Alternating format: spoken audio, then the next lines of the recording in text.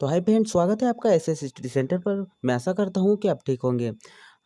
दिवाली के बाद आज मुझे वीडियो बनाने का मौका मिला है, तो दोस्तों आपसे विनम्र निवेदन है कि आप वीडियो को लाइक और चैनल को सब्सक्राइब जरूर कीजिएगा, क्योंकि वीडियो बनाने में बहुत मेहनत लगती है दोस्तों। और आप अगर मुझे मेरे चैनल को सब्सक्राइब करोगे तो मैं आपके लिए और भी अच्छे अच्छे वीडियो लाता रहूँगा। ठीक है, और आज की वीडियो में हम प्रश्नावली 7.2 को हल करेंगे। हम पढ़ रहे हैं कक्षा 8वीं की मैथ्स। पहला सवाल है हमारा, एक व्यक्ति के वेतन में 10% वृद्धि होती है। यदि उसका नया वेतन 1,54,000 रुपये है तो उसका मूल वेतन बताइए। ठीक है, तो हल करके हम लिखते हैं यहाँ पर, माना वृद्धि से पहले वेतन, माना वृद्धि से पहले क्या लिखेंगे हम, माना वृद्धि से पहले वेतन, पहले वेतन क्या है दोस्तों, मान लेंगे हम 100 रुपये। ठीक है, उसके बाद वेतन में वृद्धि, यहाँ लिखेंगे हम वेतन में वृद्धि, वेतन में वृद्धि कितनी हुई 10, तो यहाँ लिखेंगे हम 10%। ठीक है, 10% लिख दिया। इसलिए बड़ा वेतन, बड़ा वेतन कितना बढ़ जाएगा वेतन दोस्तों, बराबर करके लिखेंगे हम 100 + 10। ठीक है, ये प्रतिशत नहीं आएगा यहाँ पर, 100 + 10। ठीक है, कितने हो जाएंगे 110 रुपया। ठीक है, पहला वेतन, उसके पहले वेतन उसका 100 रुपये थे, 10 बढ़ गए तो 110 रुपये हो गए। ठीक है, यदि बड़ा वेतन, यहाँ लिखेंगे हम यदि, ठीक है, बड़ा वेतन, बड़ा वेतन बराबर 110 रुपये, कितने हैं 110 रुपये। ठीक है, और वहाँ पर बड़ा वेतन कितना है, उसका नया वेतन, यदि उसका नया वेतन 1,54,000 है, नया वेतन मतलब बढ़ के आया। ठीक है, तो बड़ा वेतन, यदि बड़ा वेतन, तो वास्तविक वेतन कितना है दोस्तों, हमने वास्तविक वेतन क्या माना था, वास्तविक वेतन जो हमने माना हुआ है लिखेंगे, वास्तविक वेतन बराबर हमने 100 रुपये माना। ठीक है, और बड़ा वेतन, बड़ा वेतन, बड़ा वेतन दोस्तों कितना है 1,54,000।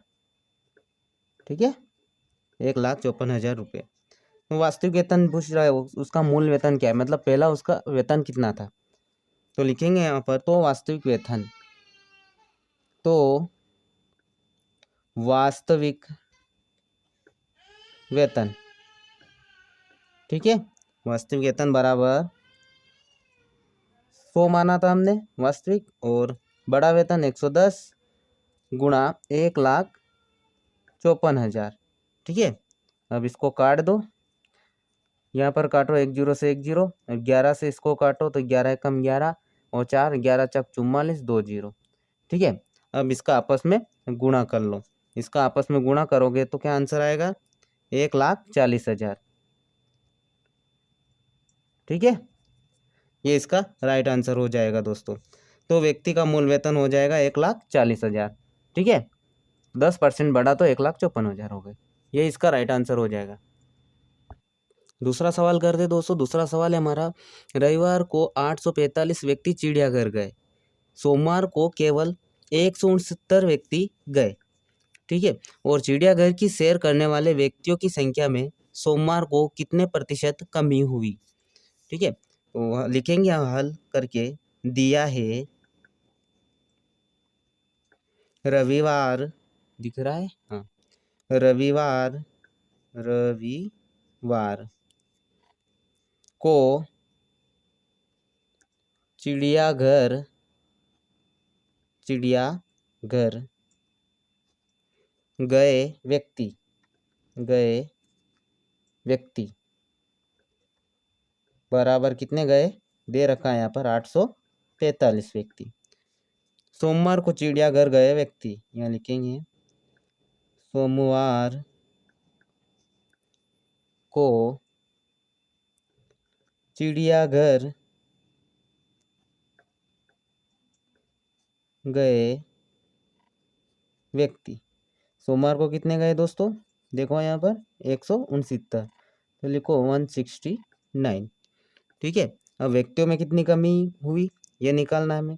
या लिखेंगे हम व्यक्तियों में कमी। दोस्तों वीडियो को पूरा देखना, तभी जाके आपको कुछ ना कुछ समझ में आएगा, और मैं वादा करता हूँ आपको ये सवाल पक्का में समझ में आ जाएगा। व्यक्तियों में कमी बराबर 845 में से 169 घटा देंगे, 845 माइनस 169। ठीक है, इसको घटाएंगे तो क्या आंसर आएगा हमारा 676। ठीक है, 676 आए।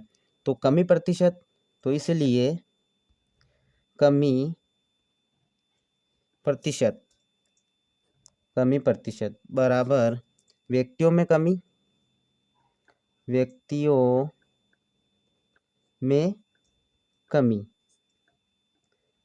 ठीक है, बटा वास्तविक व्यक्ति, वास्तविक व्यक्ति, वास्तविक व्यक्ति गुणा 100, और कोष्टक बंद, और परसेंटेज का चिन्ह लग जाएगा। यहाँ पर 100 है ना, तो बराबर करके लिखेंगे 676। ठीक है, कितने कमी हुई थी 676 की, 676 लिख देंगे, और वास्तविक व्यक्ति कितने थे 845, 845 गुणा 100। ठीक है, और कोष्टक बंद और प्रतिशत का चिन्ह लगा दो, बराबर। ठीक है, यहाँ तक आपको समझ में आ गया होगा, मैं ऐसा करता हूँ। उसके बाद क्या करना है, हमें इसको काटना है। ठीक है, तो 5 से काटते हैं, 8 से काट लेते हैं, 8 एकम, 8 से काटेंगे नहीं कटेगा। ठीक है, 5 से काटते हैं, 5 एकम 5, 3 बचे, 5 छंग 30 और 5 नाम 45। ठीक है, 5 से इसको काट दो तो 5 दूना 10, फिर 0। ठीक है, अब 3 से काटते, 3 5 15, 3 से नहीं कट रहे, 169 आ रहे। 13 से काट के देखते, 13 दूनो 26, 13 39, 13 चौक 52, 13 पंजे 65। ठीक है, 13 से काटते हैं, 13 पंजा 65। ठीक है, 2 बचे, 13 दूना 26, 13 से इसको काटेंगे, 13 बार में ये कट जाएगा। ठीक है, उसके बाद फिर 13 से काटेंगे, 4 बार में कट जाएगा, 13 चौक 52। तो यहाँ पर हो गए 20 और 4, 20 का गुणा 4 में करेंगे तो 80 आ जाएगा। यानी 80% व्यक्ति संख्या में सोमवार को कितने प्रतिशत कमी हुई, तो सोमवार को 80% कमी हुई। ठीक है, ये हमारा राइट आंसर हो जाएगा दोस्तों। तीसरा सवाल है, एक दुकानदार 2400 रुपये में 80 वस्तुएं खरीदता है और उन्हें 16% लाभ पर बेचता है। तो एक वस्तु का विक्रय मूल्य ज्ञात करना है, मतलब एक वस्तु को उसने कितने में बेचा है। क्रय मूल्य मतलब खरीदना, और विक्रय मूल्य मतलब बेचना। ठीक है, तो एक वस्तु का विक्रय मूल्य मतलब कितने में बेचा है वो बताना है, केवल एक वस्तु का।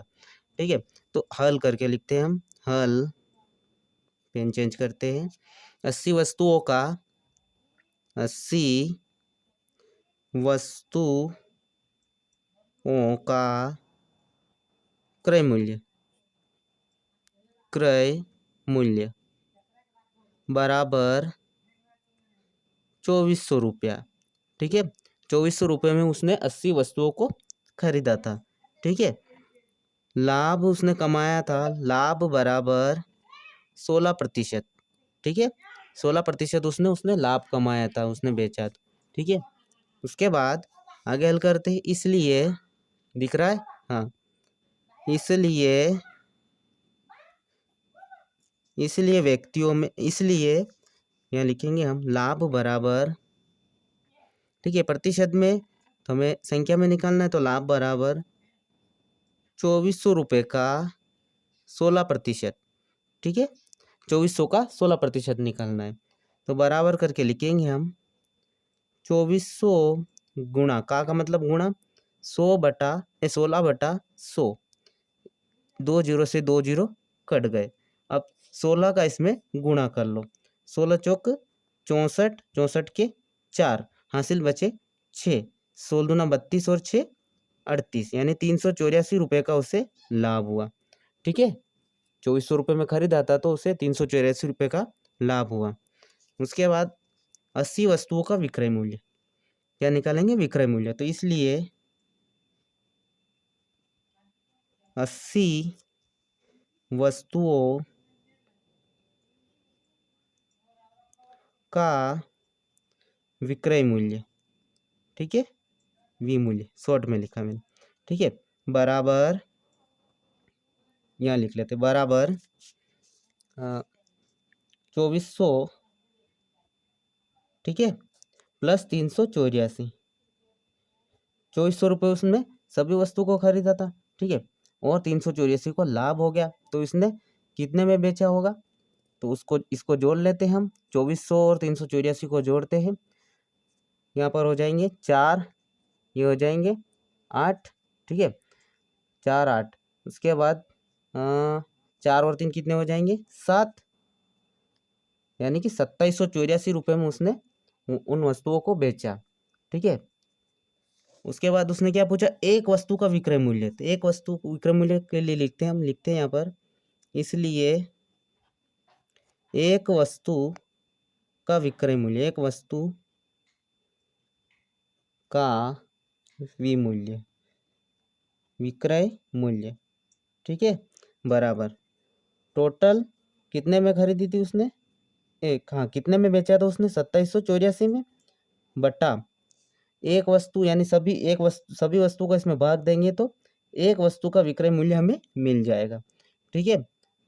देते हैं हम भाग, अगर हम यहाँ पर देते हैं, अगर 8 का भाग देते हैं तो 8 या 24, 3 बचे, ठीक है, 8 चौक 32, हाँ 3 से 8 से चला जाएगा, देते हैं भाग 8 एकम 8 0 के 0, ठीक है, फिर यहाँ से 8 का 24, 3 बचे, 8 चौक 32, ठीक है, 6 बचे, 8 8 64, फिर 10 से 2 यहाँ पर, अगर 10 से चला जाए तो, ठीक है, तो यहाँ पर व्यवस्थित लिख लेते हैं 348 बटा 10, ठीक है, रुपये। अब इसको हम कुछ नहीं करेंगे, यहाँ पर 10 है ना, तो यहाँ 0 हटाएंगे तो यहाँ दशमलव लग जाएगा, तो 34.80, यानी एक वस्तु का विक्रय मूल्य क्या, उसने एक वस्तु को 34 रुपये और 80 पैसे में बेचा। यही हमारा राइट आंसर हो जाएगा दोस्तों।